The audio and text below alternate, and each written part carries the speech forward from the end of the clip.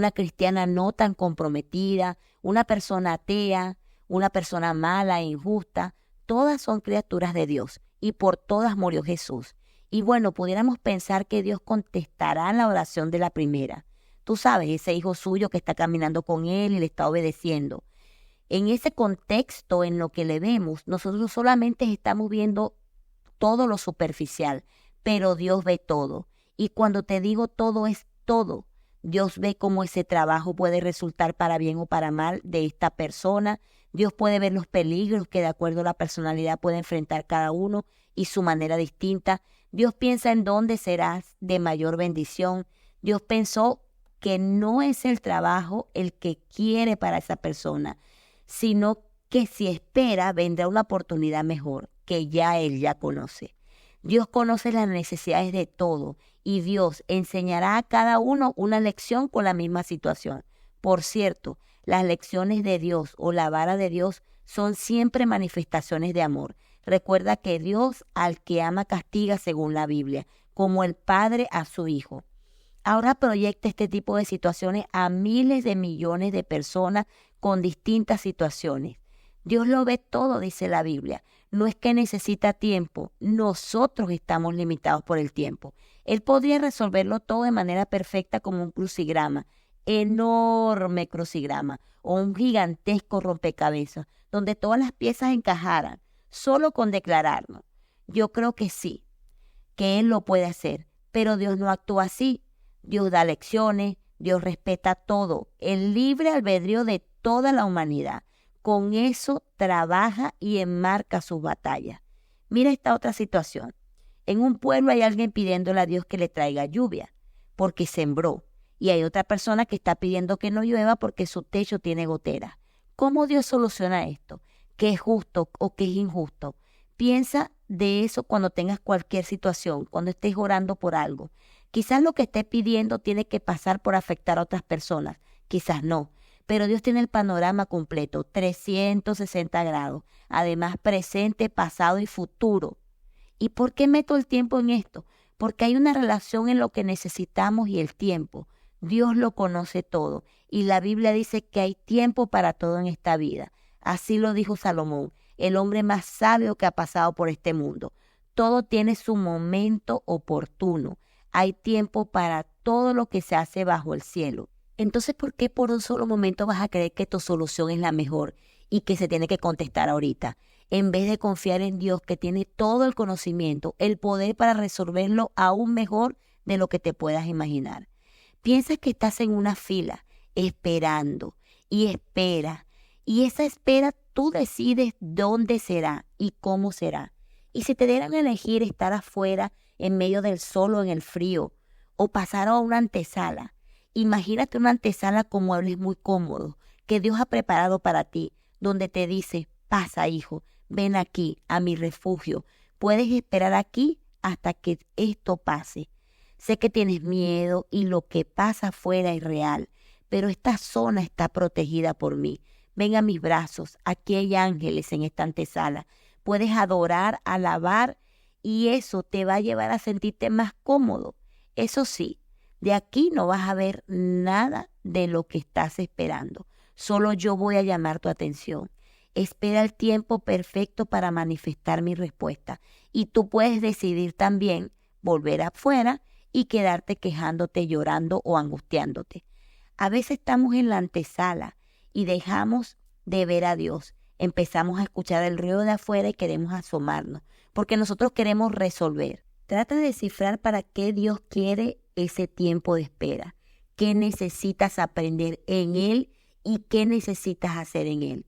Y si no logras entenderlo, empieza por agradecerlo y por agradecer la respuesta que necesitas, sea un sí, sea un no o sea un sí, pero de manera diferente.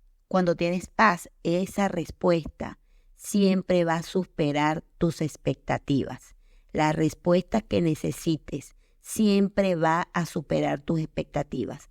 En esta antesala de que te hablé, desarrolla la paz. Solo puedes desarrollar esa paz creyéndole a Dios y descansando en Él, porque sabes quién eres en Él, pero sobre todo porque sabes quién es Él.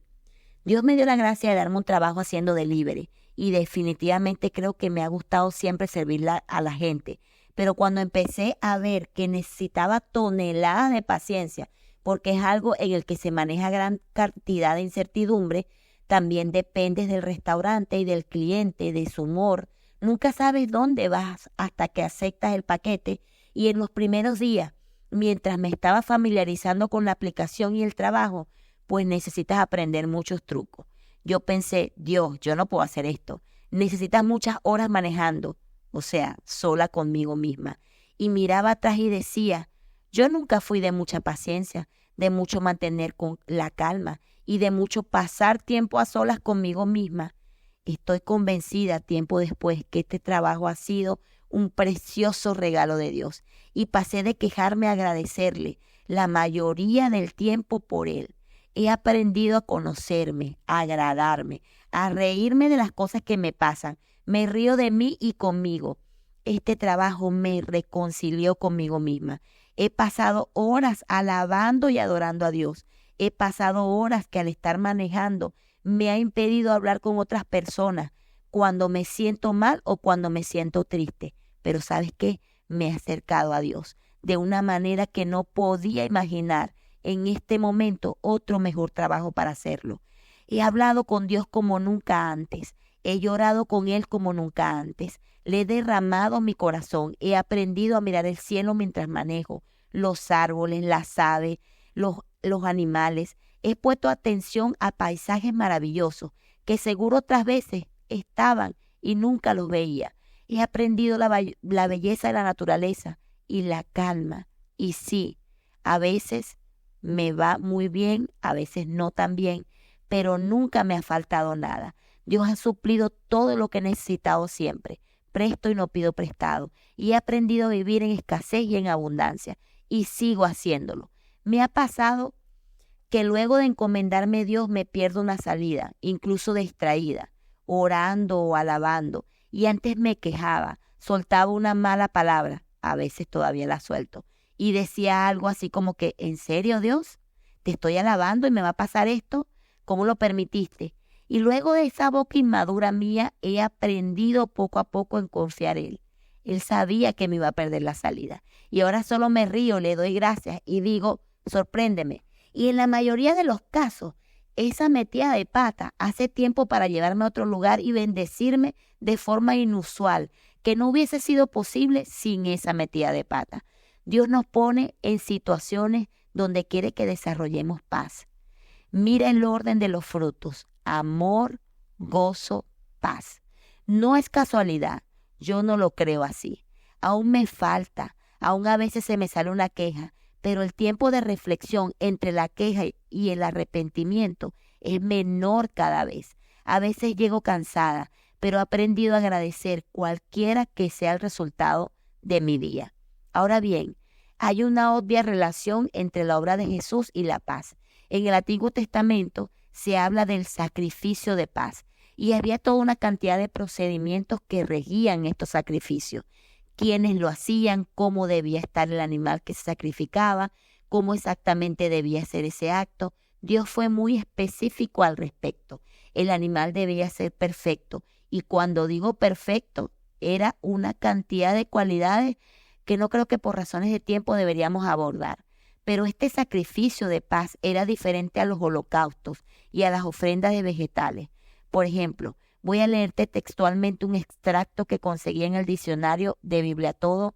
Es un diccionario bíblico muy reconocido y dice lo siguiente: las ofrendas de paz son distintas tanto del holocausto como de la oblación de ofrenda vegetal, aunque está basada en ambas. Su objeto no era enseñar cómo un pecador podía conseguir la paz, ni tampoco hacer expiación. Se trata más bien del resultado de haber recibido bendición, de la respuesta del corazón a esta bendición.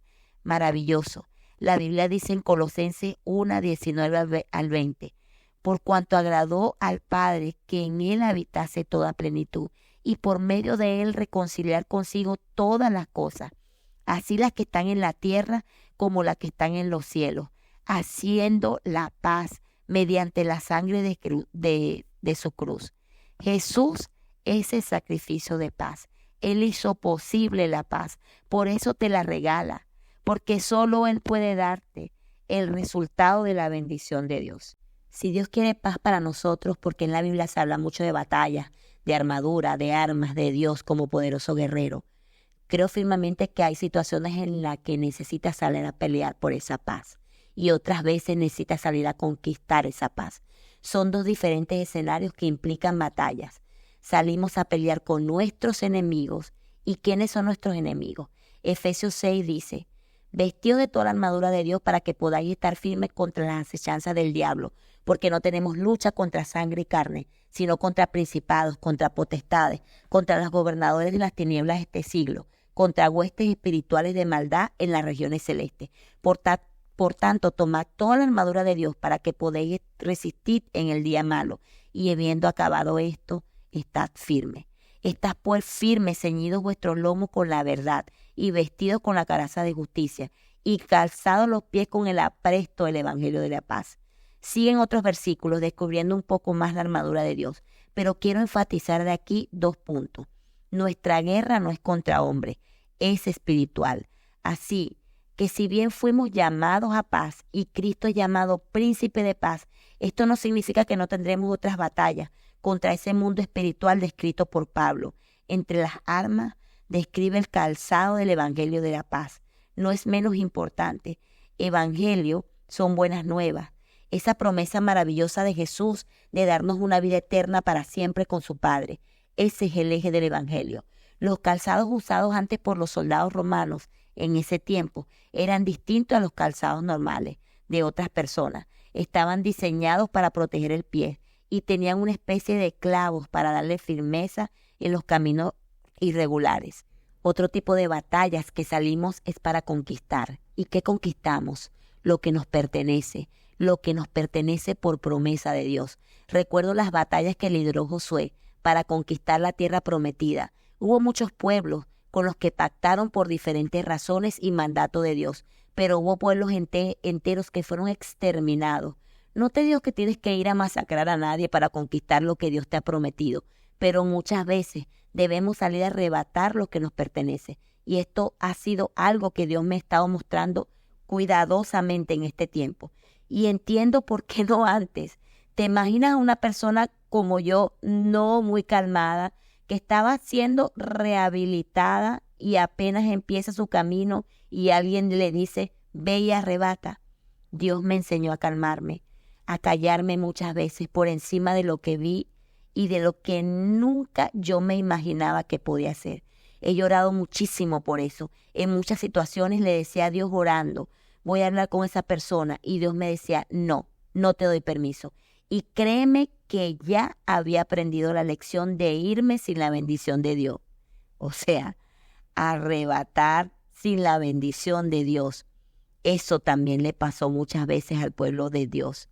Pero en estos días, Dios me ha estado revelando que debemos salir a batallar por lo que es nuestro, asegurándonos que Él va delante de nosotros, como esos hombres grandes de Dios que le consultaban, Señor, iremos a la batalla, y Él les respondía, vaya, que yo iré delante de ustedes, o vayan, que ya encontrarán a los enemigos vencidos y confundidos, o denles una vuelta a las murallas y alaben.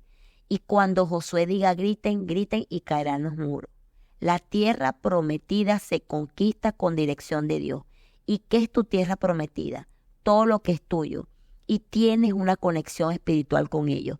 Tus hijos, tu familia, tu casa, tu trabajo, las personas a las que le hablas de Dios, tu unción, tu ganado, tu tierra.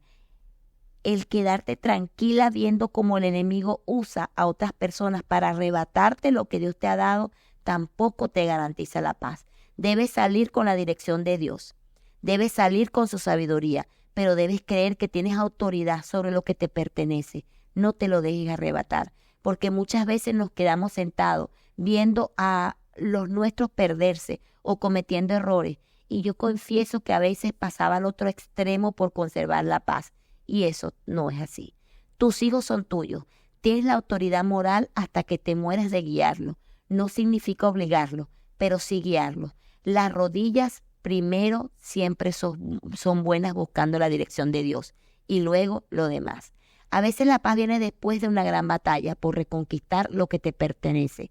No nos rindamos, y esto es una palabra también para mí. Tengo que confesar que cuando decidí emprender nuevamente este camino para compartir estos mensajes, que fue un sentir que Dios puso en mi corazón hace bastante tiempo, apenas le pregunté cuál sería mi primer tema y escuché la paz y yo, ¿qué? ¿En verdad? Esto debe ser un chiste, pero ahora sé que no es así. Me ha sido revelado nuevamente que aunque me falta mucho por alcanzar, he estado avanzando gracias a su misericordia. No estoy enseñando esto porque soy perfecta. Esto me está enseñando mucho a mí. Estoy enseñando esto porque Él es perfecta. Y no hay manera que una mujer tan rota y quebrada como yo tenga la gracia de decir esto, si no es porque yo encontré a mi príncipe de paz. Estoy desarrollando ese fruto.